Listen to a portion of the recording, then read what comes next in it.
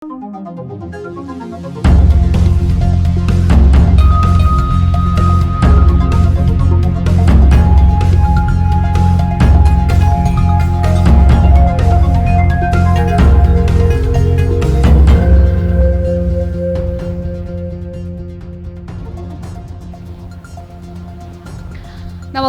यो news 24 television prime time न्यूजमा स्वागत छ। प्रदेश 1 को पहिलो मुख्यमन्त्री बन्न भीम आचार्यले निकै प्रयास गरेका थिए। यद्यपि त्यसबेला आफ्ना पक्षमा छन् भनिएका सांसदहरू शेरधन राईको कित्तामा पुगिसकेको सुइँको नपाउँदा प्रदेश 1 को पहिलो मुख्यमन्त्री बन्ने अवसर आचार्यले गुमाए। तर अहिले निवर्तमान मुख्यमन्त्री शेरधन राईले प्रदेशमा एमालेको सरकार जोगाउन र विभाजनको असर कम गर्न भन्दै आचार्यलाई मुख्यमन्त्री पद हस्तान्तरण गरिदिएका छन्। दार्चुला घटनाको प्रतिवेदन कहिले सार्वजनिक हुन्छ? देउबा सरकारले पछिल्लो 1 महिना यता सबैभन्दा बढी सामना गरेको प्रश्न हो यो। प्रतिवेदन सार्वजनिक गर्न ढिलाइ गर्दा सरकारले प्रतिपक्ष दलबाट मात्र होइन, सत्ता गठबन्धन भित्रैबाट पनि अनेक प्रश्नको सामना गर्नु परिरहेको छ। करिब 5 दशकदेखि गीत सङ्गीतका माध्यमबाट वैचारिक आन्दोलन छेड्दै आएका जनगायक जेबी टुहुरे भौतिक रूपमा यो संसारबाट अस्ताएका छन्। टुहुरेकै सांस्कृतिक आन्दोलनको बलमा कयौंले सत्ताको सैर गरे, तर टुहुरेको जीवन भने सधैँ दुःख र अभावमै बित्यो। यो सँगै कोरोना अपडेट, स्पोर्ट्स र इन्टरनेसनल न्यूज सँगै जिल्ला न्यूजहरू पनि यो बुलेटिनको महत्त्वमा छन्।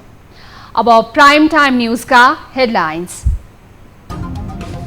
एमाले नेता भीम आचार्य प्रदेश 1 को मुख्यमन्त्रीमा नियुक्त। नेकपा एकीकृत समाजवादीले साथ नदिँदा 1 महिनामा सरकार ढल्न सक्ने।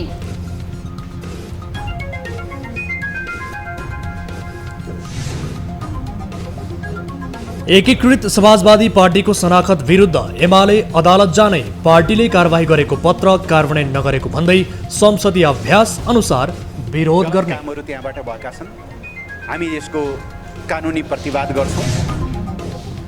दार्चुला घटनाको प्रतिवेदन सार्वजनिक गर्न राज्य व्यवस्था समितिको सरकारलाई निर्देशन। जयसिंह धामीको परिवारलाई 10 लाख रुपैयाँ उपलब्ध गराउने सरकारको निर्णय। खाद्यान्न र औषधिको आवश्यक व्यवस्था गरी जनजीवन सहज बनाउने। पछिल्लो 24 घण्टामा थप 2433 जनामा कोरोना संक्रमण पुष्टि। खोपको पहिलो मात्रा लगाउनेको संख्या 50 लाख पुग्यो।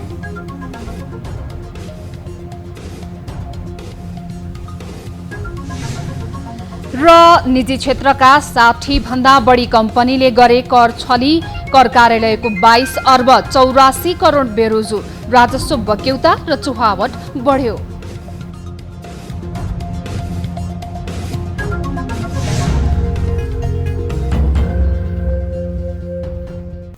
हामी निरन्तर न्यूजमा छौं। बहुमतको अवस्थामा रहँदा मुख्यमन्त्री बन्न नसक्नुभएका प्रदेश 1 का सांसद भीम आचार्य एमाले फुटेपछि मुख्यमन्त्री बन्नुभएको छ। माधव कुमार नेपाललाई साथ दिँदै आउनुभएका आचार्य अन्तिममा एमालेमै रहनुभयो। एमालेले शेरधन राईलाई राजीनामा गर्न लगाएर आचार्यलाई संसदीय दलको नेता बनाएको हो। आजै उहाँले शपथ लिँदै मुख्यमन्त्रीको पदभार ग्रहण गरिसक्नु भएको छ। तर उहाँले 1 महिनाभित्र विश्वासको मत लिनुपर्ने बाध्यता छ। एमालेको 51 सदस्य रहँदा पार्टी फुटको असर त्यहाँ पनि बेहोर्नु पर्नेछ।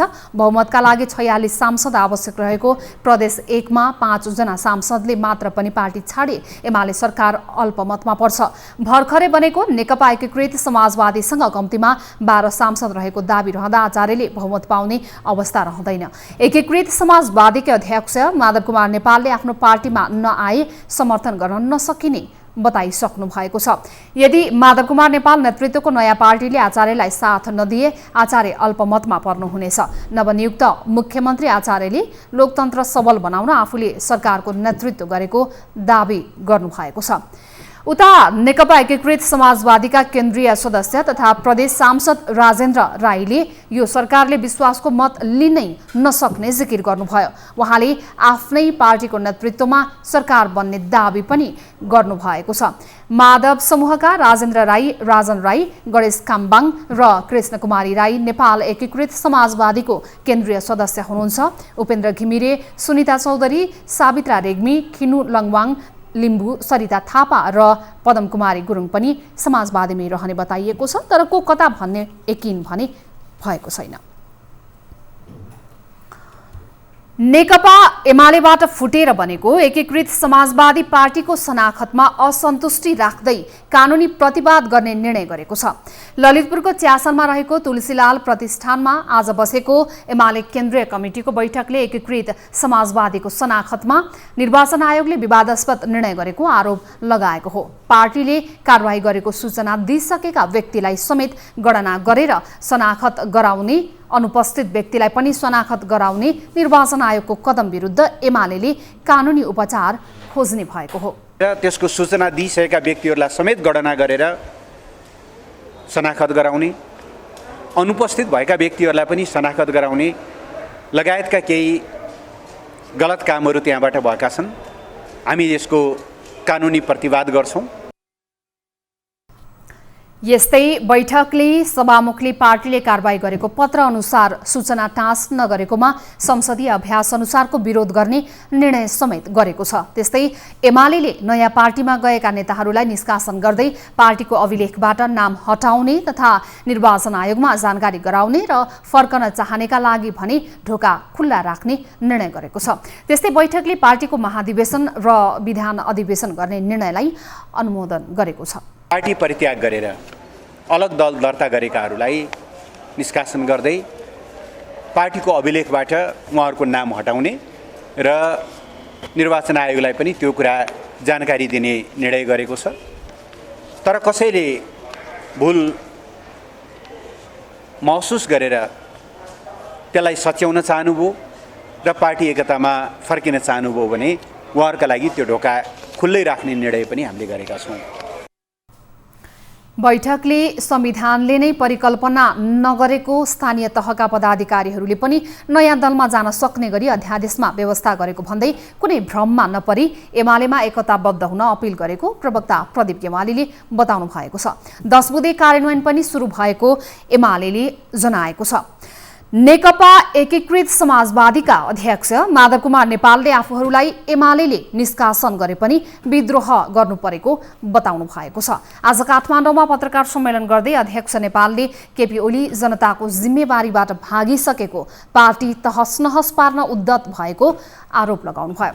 उहाँले आफूहरू जस्तो क्रान्तिकारी नेतालाई पार्टीबाट निष्कासन गरेपछि नयाँ धार सुरु गर्नु परेको उल्लेख गर्नुभएको छ। अध्यक्ष नेपालले एमाले अध्यक्ष ओलीलाई दुई पटक प्रतिनिधि सभा विघटन गर्ने कीर्तिमान कायम गरेको भन्दै कटाक्ष गर्नुभएको थियो। उहाँले लोकतान्त्रिक पद्धति नमान्नेसँग विद्रोहको विकल्प नभएको पनि उल्लेख गर्नुभयो। समुचित रूपमा सम्बोधन गर्नका लागि र यो देशमा सुशासनको मान्यतालाई लागू गर्नका लागि नयाँ हामीले परिस्थिति सृजना गर्नुपर्ने आवश्यकता महसुस गर्यौं। अध्यक्ष नेपालले पुरानो बाटो नपछ्याउने भन्दै अहिले साथ छाडेका नेताहरू विरुद्ध नकारात्मक टिप्पणी पनि नगर्ने बताउनुभयो। नेपालले राष्ट्रिय कार्यकर्ता भेलाको भावना अनुसार नै नयाँ पार्टी बनाएको तर्क पनि गर्नुभएको छ। जनताको चाहना के हो त्यो थाहा पाउनु सक्नुपर्छ। कार्यकर्ताको भावना के हो त्यो बुझ्न सक्नु पर्दछ र कार्यकर्ता र जनताको राष्ट्रको माग बमोजिम चाहना बमोजिम अगाडि बढ्ने विद्रोही चेत र आँट राख्न सक्नुपर्छ। हो त्यही विद्रोही चेत र आँटका साथ हामी अगाडि बढेका छौँ, तर हामी पुरानो लिकमा जाँदैनौँ। नेपाली कांग्रेसका नेता प्रकाशमान सिंहले पार्टी सभापति शेरबहादुर देउवाकै कारण पार्टीको क्रियाशील सदस्यता वितरण विधि विधान अनुरूप हुन नसकेको आरोप लगाउनु भएको छ। प्रथम महिला नेत्री मंगला देवी सिंहको 25औं स्मृति दिवसको उपलक्ष्यमा नेपाल महिला संघ काठमाडौँ जिल्लाले शोभा भगवतीमा आयोजना गरेको कार्यक्रमलाई सम्बोधन गर्दै उहाँले पार्टीको क्रियाशील सदस्यता वितरण विधि विधान अनुरूप नभएकाले समस्या देखिएको बताउनु भएको छ। यसको कारण पार्टी सभापति नै रहेको उहाँको भनाइ छ। सबैलाई चाहिँ समान रूपमा चाहिँ क्रियाशील सदस्यताको क्राइटेरिया त एकनाश हुनु पर्यो नि त।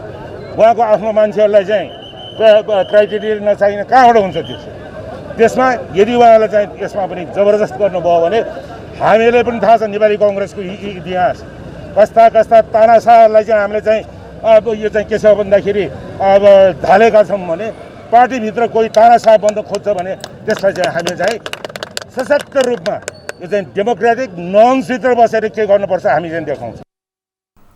क्रियाशील विवादलाई पार्टी सभापतिले जतिसक्दो छिटो प्रक्रिया अनुसार टुङ्ग्याउनु पर्ने उहाँको भनाइ थियो।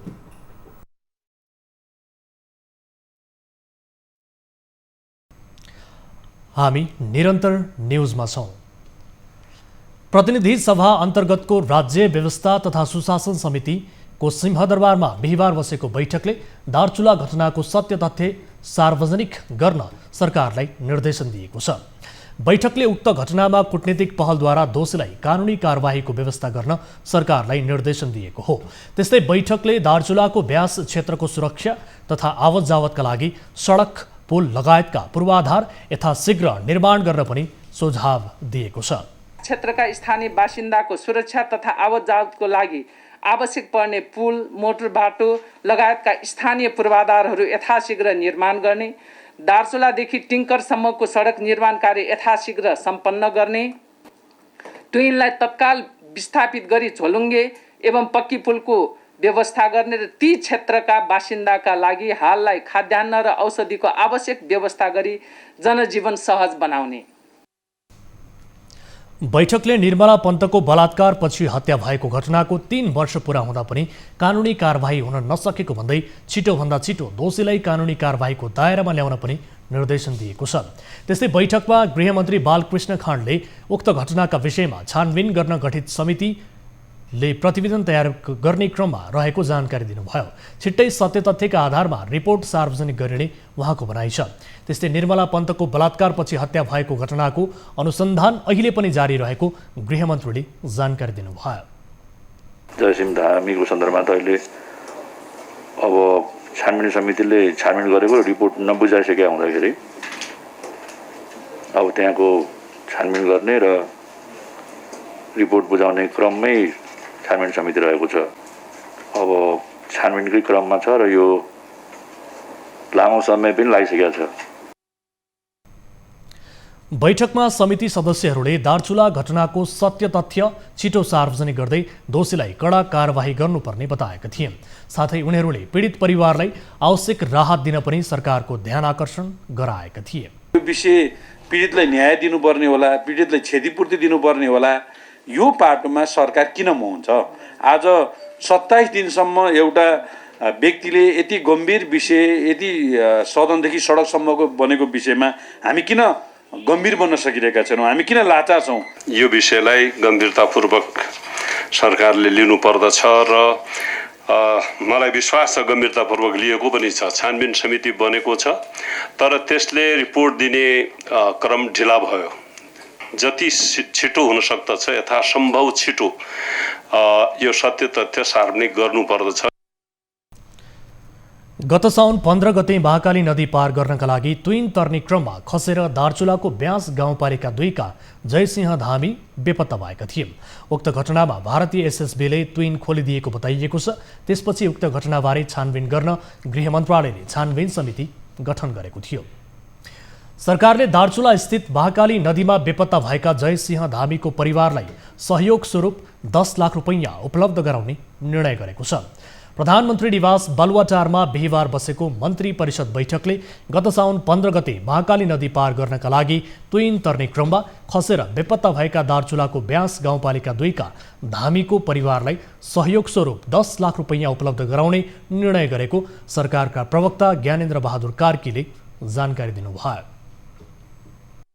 दार्चुला जिल्लामा तुइन तर्ने क्रममा बेपत्ता भएका दार्चुला जिल्ला ब्यास गाउँपालिकाका जयसिंह धामीको परिवारलाई आर्थिक सहायता स्वरूप रु 10 लाख रकम उपलब्ध गराउने। बैठकले नेपाल कानुन आयोगको अध्यक्षमा पूर्व न्यायाधीश जागेश्वर सुवेदीलाई नियुक्त गर्ने निर्णय पनि गरेको छ। यसैगरी राष्ट्रिय योजना आयोगको सदस्यमा पुष्परमन वाग्ले र सोलनी प्रधान सिंहलाई नियुक्त गर्ने निर्णय समेत बैठकले गरेको बताइएको छ। त्यस्तै बैठकले कोभिड-19 विरुद्धको सार्कोभ-2 mRNA खोप तथा हैजाको खोपलाई नेपालमा क्लिनिकल ट्रायल गर्न अनुमति दिएको छ। अधिकतम विकसित राष्ट्र सम्बन्धी बैठकमा भर्चुअल रूपमा नेपालको तर्फबाट सहभागिता जनाउन योजना आएका उपाध्यक्षलाई जिम्मेवारी दिने निर्णय पनि भएको छ। गीत र सङ्गीतको माध्यमबाट सामाजिक चेतना फैलाउने स्रष्टाहरूमध्ये जेबी टुहुरेको नाम अग्रस्थानमा छ। पञ्चायतकालदेखि सांस्कृतिक माध्यमबाट सामाजिक रूपान्तरण महत्त्वपूर्ण योगदान गरेका टुहुरे सधैँका लागि अस्ताएका छन्। एक रिपोर्ट।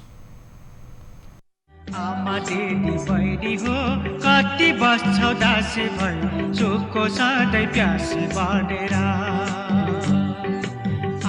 4 दशक अघि महिला जागरणका लागि बनाइएको यो गीत अझै पनि सान्दर्भिक छ। महिलाहरूलाई आरक्षण त दिएको छ, तर कागजमा मात्र सीमित छ। घरेलु हिंसाका घटनामा कमी आएको छैन। त्यसैले अनेक प्रकारको दबाइका र शोषणमा परेकाहरूलाई जागरुक बनाउन जेबी टुहुरेका गीतहरू अहिले पनि उत्तिकै सान्दर्भिक छन्। विक्रम सम्मत 2038 सालमा रेकर्ड गरिएको यो गीतमा महिला जागरणको विषयवस्तुलाई सशक्त ढङ्गले उठाइएको छ। घरभित्र पिल्सिएर रहेका महिलाहरू अब अधिकारका लागि उठ भन्ने तिनै स्रष्टाको 78 वर्षको उमेरमा निधन भएको छ। जेबी दाई मेरो व्यक्तिगत रूपमा मैले रेडियोबाट गीत सुन्नुभन्दा पहिला जेबी दाईको गीत सुनेको मैले बच्चामा। त्यतिखेर रेडियो थिएन गाउँमा। सो मलाई पनि कलाकारितामा हास्य व्यङ्ग्य सँगसँगै त्यो व्यङ्ग्यमा केही विचार हुनुपर्छ, सन्देश हुनुपर्छ र हाँसो केवल हाँसोको लागि मात्रै होइन, त्यसमा केही समाज उपयोगी चिज पनि जोड्नुपर्छ भनेर बारम्बार घचघच्याउने व्यक्तित्व जेबी दाई हुनुहुन्छ। सङ्गीत क्षेत्रमा 5 दशकभन्दा बढी बिताएका टुहुरेले अधिकांश आफ्ना गीतहरूमा सामाजिक विषयवस्तुलाई जोडेका छन्। यस्ता गीतहरूले दिदीबहिनीहरूलाई कति बिउझाउने काम गरेको थियो, कति चेतनाहरू दिने कामहरू गर्नुभएको थियो। त्यस्तै जातीय कुराहरूमा मानिस छुत अछुत हुन्छ म भन्दिनँ, जाति र पाति छुट्याउने रीतलाई म मान्दिनँ भन्दै मैले गीत गाएर आएँ। त्यो जातीय भेदभाव अहिलेसम्म पूर्ण रूपमा त्यो भेदभाव नियन्त्रण त भइसकेको छैन। नेपालका कम्युनिस्ट आन्दोलन र कम्युनिस्टको अब्बल रहेका टुहुरेले पञ्चायतकालमा जनतालाई जागृत बनाउन राम्रो माहौल बनाएका थिए। कम्युनिस्ट पार्टीहरूलाई जनमत तान्ने आकर्षण बनेका सर्जक तथा गायक टुहुरेको निधनले नेकपा माओवादीलाई क्षति पुगेको माओवादी नेताको भनाइ छ। नेपालको कम्युनिस्ट आन्दोलनको एक अथक योद्धा हो। निरन्तर रूपमा संस्कृति साहित्यको चाहिँ माध्यमबाट नेपाली समाजमा चेतनाको लहर फैलाउनको लागि जेबी टुहुरेको चाहिँ महत्त्वपूर्ण चाहिँ भूमिका छ। कम्युनिस्ट आन्दोलनलाई सङ्गठित गर्नको लागि जनताको बिचमा नयाँ पुस्तामा चाहिँ क्रान्तिकारी जोस जाँगर उत्साह चाहिँ भर्नको लागि पनि जेबी टुहुरेले महत्त्वपूर्ण योगदान दिनुभयो। महिला जागरण होस् वा जातीय भेदभाव यस्ता विषयवस्तुलाई उठान गरी जागरुकका लागि गाउँ गाउँमा पुग्ने उनलाई आम जनमानसले जनवादी गायकका रूपमा चिन्छन्।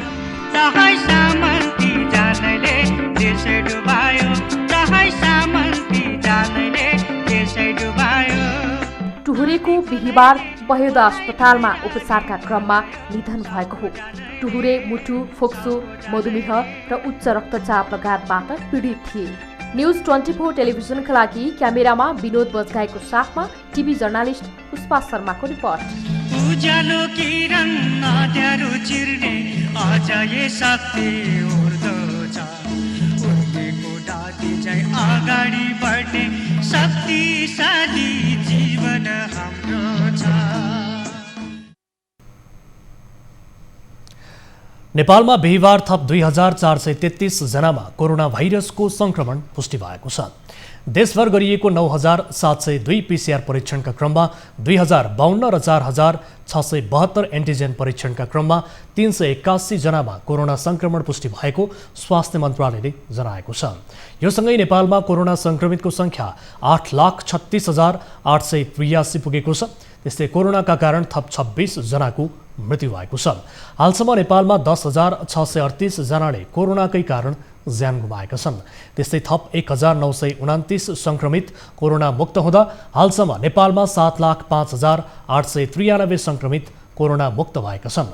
हालसम्म नेपालमा 38,68,717 PCR र 4,50,329 वटा एन्टिजेन परीक्षण गरिएको मन्त्रालयले जनाएको छ। नेपालले अहिलेसम्म विभिन्न कम्पनीको गरी 1,32,60,170 मात्रा कोरोनाको खोप प्राप्त गरेको छ। आगामी माघसम्म कुल 5,23,00,000 डोज खोप उपलब्ध हुने खोप महाशाखाले जानकारी दिएको छ। अहिलेसम्म खोपको पहिलो मात्रा लगाउनेको सङ्ख्या 50 लाख पुगेको छ। नेपालले 2,65,00,000 जनसङ्ख्यालाई खोप दिनुपर्ने हुन्छ। एक रिपोर्ट। सरकारले हाल दैनिक 3 लाख व्यक्तिलाई कोरोना विरुद्धको खोप दिइरहेको छ। खोपको सहज उपलब्धता हुने हो भने दैनिक 5 लाख व्यक्तिलाई खोप लगाउन सक्ने क्षमता रहेको स्वास्थ्य मन्त्रालयले जनाएको छ। अहिलेसम्म खोपको पहिलो मात्रा लगाउनेको सङ्ख्या 40 लाख पुगेको छ। पूर्ण खोप लगाउनेको सङ्ख्या 50 लाख छ। सरकारले असोजसम्ममा 1/3 जनसङ्ख्यालाई कोरोना विरुद्धको पूर्ण खोप दिने र चैतसम्ममा सबैलाई खोप दिइसक्ने लक्ष्य लिएको छ। कुल जनसङ्ख्याको 72% र 12 वर्षदेखि 18 वर्षसम्मका 49 लाख गरी नेपालले 2,65,00,000 जनसङ्ख्यालाई खोप दिनुपर्ने हुन्छ। सरकारले कोरोना विरुद्धको 5,30,00,000 मात्रा खोपको सुनिश्चितता भइसकेको जानकारी दिएको छ। 18 वर्षभन्दा कम उमेरका लागि मोडर्ना र फाइजरको खोप आपूर्तिको लागि कार्य अगाडि बढेको छ। 50 लाख मानिसलाई पहिलो मात्रा दिएका छौँ र दोस्रो मात्रा 40 लाख भन्दा बढीलाई दिइसकेका छौँ। यो पहिलो मात्रा पाउने टोटल जनसङ्ख्याको 16% भन्दा बढी हुन्छ र पूर्ण खोप पाउनेको प्रतिशत 13% भन्दा बढी हुन्छ। यसरी हामीले खोप अभियानलाई चलाएका छौँ र देशैभरि हामीले यो निरन्तर चलाइरहेको अवस्था छ। पछिल्लो समय खोप लगाउनेको सङ्ख्या थपिँदै जाँदा कोरोना सङ्क्रमण भएर अस्पताल भर्ना हुनेको सङ्ख्या घटेको चिकित्सक बताउँछन्। यो भ्याक्सिनेसन लगाइसकेपछि हस्पिटलाइज हुनुपर्ने दर पनि घटाएको देख्दै। न्युजहरू अझै बाँकी छन्। यो समय हो लाइफ बोय हात धुने ब्रेकको।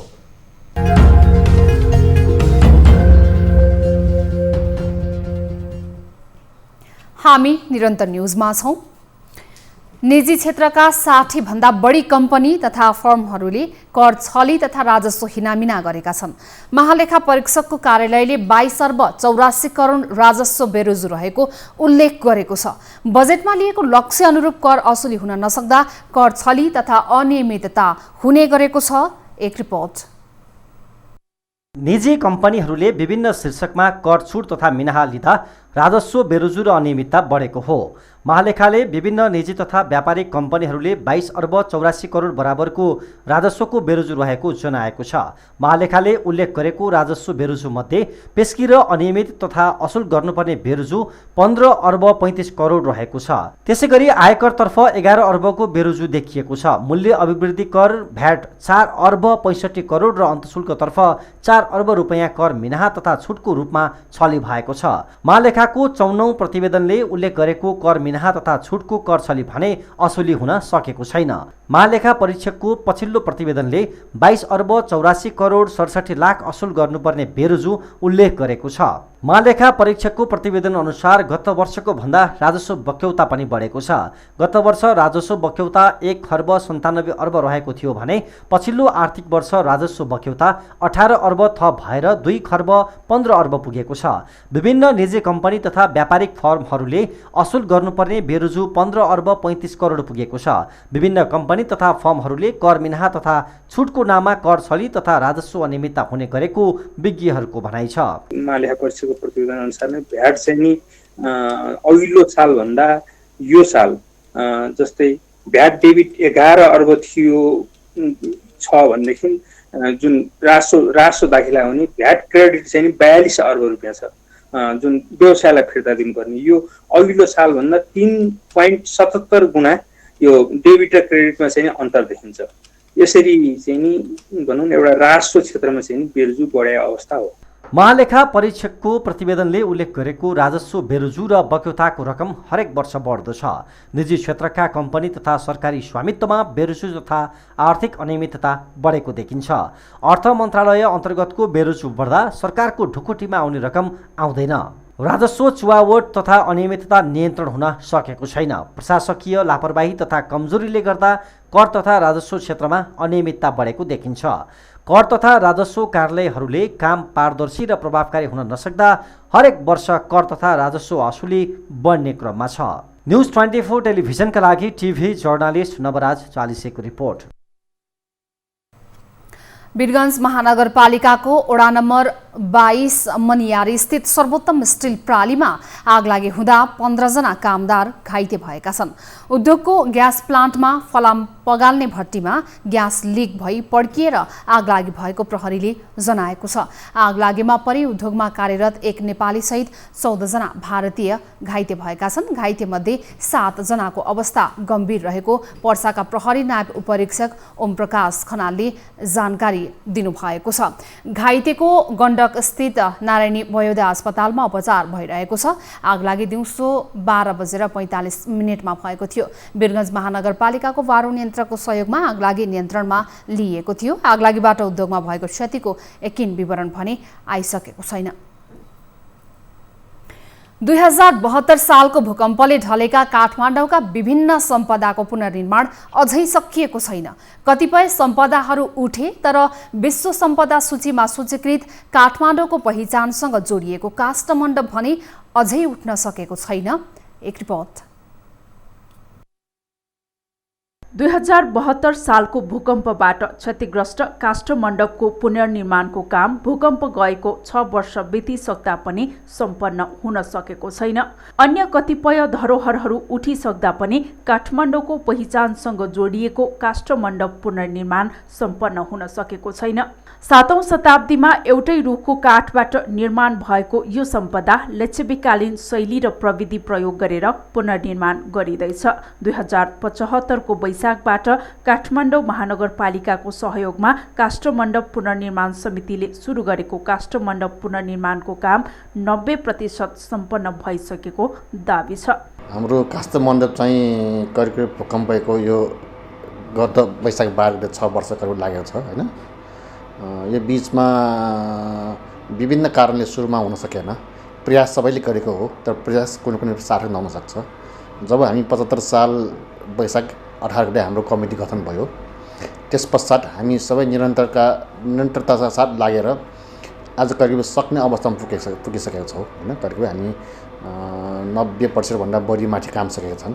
काष्ठमण्डपको पुनर्निर्माणको कार्य 3 वर्ष अगाडि नै सुरु भए तापनि काठ, इटा लगायतका निर्माण सामग्रीहरूको सहज आपूर्ति हुन नसक्दा पुनर्निर्माण कार्य ढिला भएको छ।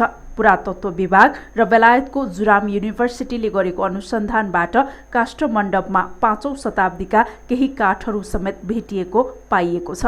लिच्छवीकालीन यो सम्पदा पुनर्निर्माणमा पनि लिच्छवीकालीन कला सामग्री र विधिकै प्रयोग गरी पुनर्निर्माण भइरहेको काष्ठमण्डप पुनर्निर्माण समितिको भनाइ छ। 7औं शताब्दीमा जुन यो समय भाउँदाखेरिको चाहिँ यसको कला हो, यसको चाहिँ विधि हो, यसको सामग्री हो, त्यो अनुसार नै बनाउनुपर्छ भन्ने हामी सबैको ठहर गरे अनुसारले यसलाई चाहिँ काम सुरु गरेको हो। त्यसैले हामीले भन्नुपर्दाखेरि के भन्छ, यो लिच्छवीकालीन शैलीमा बनाइएको यो मोनुमेन्ट हो र अहिले पनि त्यो लिच्छवी कालमा जे थियो त्यो अनुसारै हामीले चाहिँ पुनर्निर्माण गरेको भनेर हामीले बुझ्नुपर्छ। पुरातत्व विभागले काष्ठमण्डप पुनर्निर्माणका लागि 19 करोड खर्च लाग्ने अनुमान गरे तापनि हालसम्म 11.5 करोड खर्च भइसकेको र करिब 13 करोडमा पुनर्निर्माण सम्पन्न हुने समितिको अनुमान छ। सरकारको खरिद ऐन सम्पदा मैत्री नभएका कारण पनि पुनर्निर्माणमा ढिलाइ भइरहेको काष्ठमण्डप अबको केही महिनामा नै निर्माण सम्पन्न हुनेमा पुनर्निर्माण समिति विश्वस्त छ। भूकम्पले ढलेका धरोहर लगायत विभिन्न धरोहरहरू उठे तर काठमाडौँको समग्र परिचयसँग जोडिएको काष्ठमण्डपको पुनर्निर्माण सम्पन्न हुन सकेको छैन। 7औं शताब्दीमा एउटै रुखको काठबाट बनेको काष्ठमण्डप अहिले त्यही अनुरूप बनाउन पक्कै नसकिएला तर स्थानीयले पुरातात्विक सम्पदा पुनर्निर्माणमा देखाएको सक्रियताले यो पुरानै शैलीमा बन्ने पक्का छ। तर सम्पदा पुनर्निर्माणमा ढिलासुस्ती नगरे यो सम्पदा पनि चाँडै उठ्नेछ। क्यामेरामा सुनिल गुरुङका साथ टिभी जर्नलिस्ट अनुला महर्जन, काठमाडौँ। हामी निरन्तर न्युजमा छौँ। अब बिजनेस न्युज।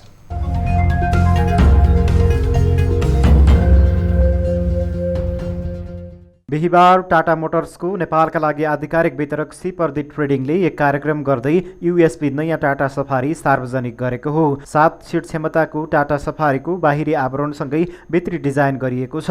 7 सिटसम्मको क्षमता भएको यो गाडीमा सुरक्षाको लागि ESP, बोस मोड, 6 एयरब्याग जस्ता विशेषताहरू रहेका छन्। नयाँ टाटा सफारी ल्यान्ड रोभरको D8 प्लेटफर्ममा आधारित भएको कम्पनीले जनाएको छ। भारतमा नयाँ टाटा सफारी सार्वजनिक भएको 6 महिनाभित्र 10,000 भन्दा बढी उत्पादन भइसकेको छ। नयाँ टाटा सफारीले यूएसपी बजारमा टाटा ब्रान्डको छविलाई नयाँ उचाइमा पुर्याउनेमा कम्पनीले विश्वास राखेको छ। अब स्पोर्ट्स न्युज।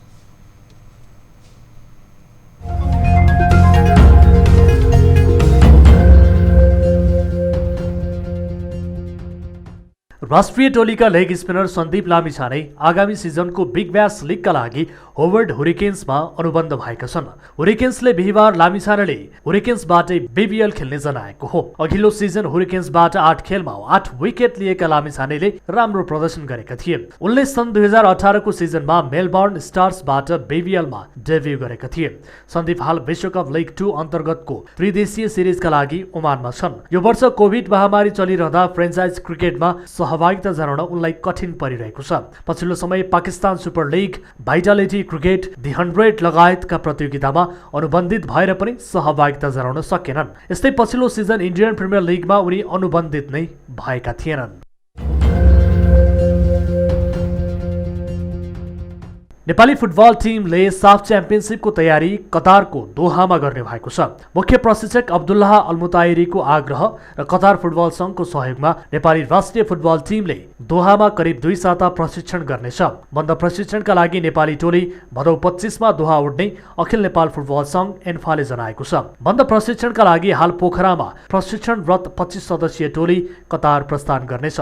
नेपालले असोज 15 देखि 30 गतेसम्म मालदिप्समा हुने साफ च्याम्पियनसिपको तयारीका लागि कतारमा विशेष प्रशिक्षण गर्न लागेको हो।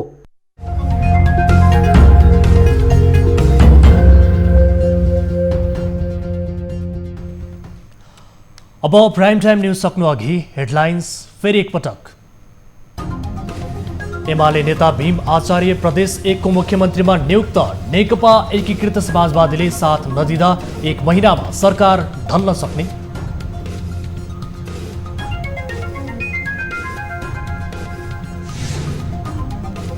एकीकृत समाजवादी पार्टीको शनाखत विरुद्ध एमाले अदालत जाने। पार्टीले कारबाही गरेको पत्र कार्यान्वयन नगरेको भन्दै संसदीय अभ्यास अनुसार विरोध गर्ने। हामी यसको कानुनी प्रतिवाद गर्छौं। दार्चुला घटनाको प्रतिवेदन सार्वजनिक गर्न राज्य व्यवस्था समितिको सरकारलाई निर्देशन। जयसिंह धामीको परिवारलाई 10 लाख रुपैयाँ उपलब्ध गराउने सरकारको निर्णय। आवश्यक व्यवस्था गरी जनजीवन सहज बनाउने। पछिल्लो 24 घण्टामा थप 2433 जनामा कोरोना संक्रमण पुष्टि। खोपको पहिलो मात्रा लगाउनेको संख्या 50 लाख पुग्यो।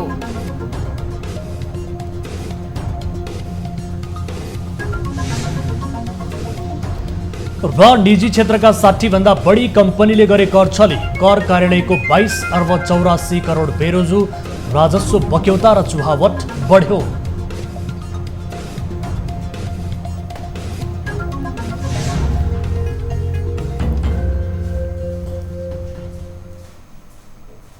प्राइम टाइम न्युज अहिलेलाई यति नै। ताली र गालीका लागि हामीले सोधेको प्रश्नको अन्तिम नतिजा यसपछि प्रसारण हुने कार्यक्रम सीधा कुरा जनतासँगमा हेर्न सक्नुहुनेछ। थप न्युजका लागि हाम्रो वेबसाइट www.news24nepal.com हेर्नुहोला। साथै हामीलाई फेसबुक, ट्विटर र युट्युबमा पनि फलो गर्न सक्नुहुन्छ। यस्तै मोबाइल, भाइबर र इमेलबाट 24 हेल्प डेस्कमा कुनै समस्या र गुनासो छ भने टिपाउन सक्नुहुनेछ। हामी निरन्तर न्युजमा छौँ। नमस्ते।